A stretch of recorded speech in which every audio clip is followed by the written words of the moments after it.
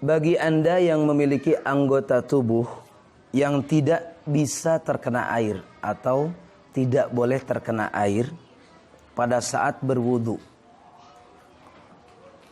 maka ini dibedakan dulu menjadi dua bagian. Yang pertama, ketika anggota wudu tersebut tidak diperban.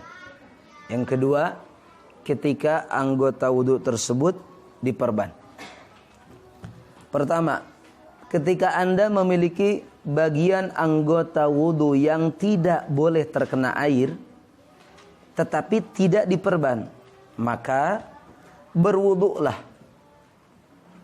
Kemudian setelah berwudu, dalam wudu Anda membasuh anggota tubuh atau anggota wudu yang dapat dibasuh semampunya.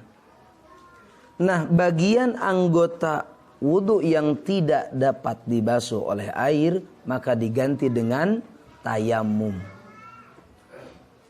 Melakukan tayamumnya pada saat Anda memasuki basuhan anggota wudu tersebut. Contoh, Anda memiliki luka di tangan tetapi tidak memakai perban, maka kita berwudu, membasuh muka, kemudian membasuh kedua tangan semampunya yang bisa dibasuh. Nah, setelah itu Anda keringkan wajah dan kedua tangan Anda, kemudian bertayamumlah. Jadi tayamumnya pada saat posisi waktu di mana harus sudah membasuh tangan atau anggota yang tidak dapat terkena air tersebut. Basuh muka, basuh tangan semampunya, kemudian usap kembali. Setelah itu bertayamum. Tayamum seperti biasa. Setelah tayamum maka lanjutkan. Usap kepala, kemudian membasuh kaki. Jika lukanya di kaki, kemudian tidak memakai perban, seperti itu juga. Kita berwudu, basuh muka, basuh dua tangan, usap mastaka tenawan, kepala, kemudian basuh kaki semampunya yang bisa. Nah, untuk mengganti anggota kaki yang tidak dapat dibasuh, posisi itu Anda bertayamum. Yang mana yang ditayamumi? Tetap tayamum itu wajah dengan kedua tangan. Mengerti? Dah, selesai sampai situ. Salatnya tidak usah diulang kembali. Kalau dalam hal anggota wudu yang tidak dapat dibasuh kemudian tidak memakai perban, salatnya tidak usah diulang kembali. Alias salat yang itu dianggap sah dan tidak usah diulang kembali. Nah, permasalahan kedua, ada masalah yang disebut dengan sahibul jabair atau sahibul jabirah. Orang yang berwudu dalam keadaan anggota wudunya diperban. Diperban. Kalau perbannya di luar anggota wudu itu nggak ada masalah. Luka dina pingping, luka dina bitis, diperban, ya nggak ada masalah. Wudunya tinggal wudu. Nah, jika anggota wudu Anda, yakni wajah, dua tangan, kemudian kepala secara keseluruhan, kalau misalkan seluruhnya luka, dan kedua kaki, itu terdapat luka kemudian diperban, maka cara berwudunya, Anda wudu, basuh anggota yang sehat semampunya, kemudian usap perbannya. Usap perbannya. Setelah mengusap perban, kemudian Anda bertayamum. Persis seperti tadi, posisi tayamumnya pada saat di mana waktunya membasuh anggota wudu tersebut yang tidak dapat terkena air. Oke, contoh. Perbannya di tangan. Kita contohkan dua saja, perban di tangan atau perban di kaki. Perban di tangan. Kita wudu, basuh muka, basuh kedua tangan semampunya, perbannya diusap. Setelah mengusap perban, kemudian keringkan tangan dan muka, tayamum.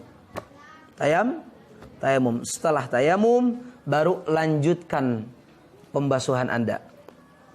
Usap kepala, kemudian membasuh dua kaki. Selanjutnya, ketika perbannya berada di posisi kaki, misalkan, maka kita berwudu seperti biasa, wajah, dua tangan, kemudian usap kepala. Basuh kaki yang bisa dibasuh semampunya. Nah, perbannya diusap. Setelah mengusap perban, keringkan kembali wajah dan tangan. Dua tangan. Kemudian tayamum. Setelah itu selesai. Hanya permasalahannya, bagi orang yang memiliki perban pada anggota wudu, itu dibagi dua kembali. Ada yang salatnya tidak mesti diulang kembali nanti ketika sehat. Ada yang salatnya harus diulang kembali pada setelah sehat. Oke, baik. Kita kumpulkan menjadi 5 masalah. Dalam kitab Bajuri ada 5 masalah. Sekarang kita bikin contoh. Saya punya perban di leher. Bagaimana wudu saya? Biasa. Sah? Tayamum? Tidak perlu. Karena leher bukan anggota wudu, alias nggak ada urusan. Contoh kedua, saya punya perban di pipi nih. Nempel dikit.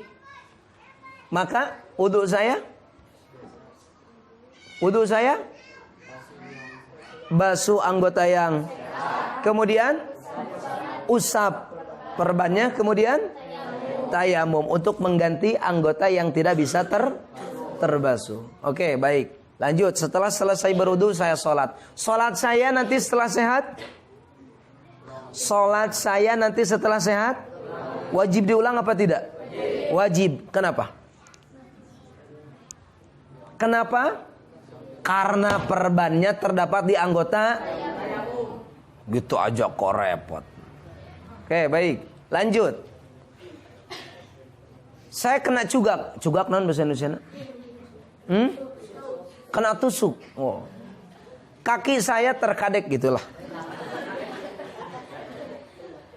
Kaki saya luka pada bagian bawahnya. Kemudian perban saya pakai.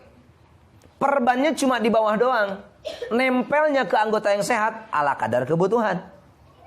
Kemudian posisi pada saat saya menempelkan perban dalam keadaan saya punya wudu. Wudu dan tayamum sudah pasti kan? Kan kalau punya perban, wudu, basuh yang sehat, usap perbannya, kemudian tayamum. Masalahnya, sholat saya nanti setelah sehat? Tidak usah diulang lagi. Karena nempelnya ala kadar kebutuhan, kemudian menyimpan perbannya pun dalam keadaan suci. Baik, bagus. Lanjut. Saya punya luka di ujung jempol, tapi ogo, cengeng, dibakutat. Nah, bakutat bahasa Indonesia. Dibakutat seluruh kakinya, alias diperban, sampai mengambil bagian badan yang sehat. Padahal nggak perlu amat kayak gitu. Bisa juga dengan cuma dibuntel jempolnya doang. Saya menempelkan perbannya dalam keadaan punya wudu karena suka dawam wudu. Bahkan saya sering sholat subuh oleh wudu isya. Saya sering sholat subuh oleh wudu isya. Jadi saya sering melakukan wudu isya saya nggak pernah batal sampai subuh. Masya Allah. Karena sholatnya 1/4 jam sebelum subuh.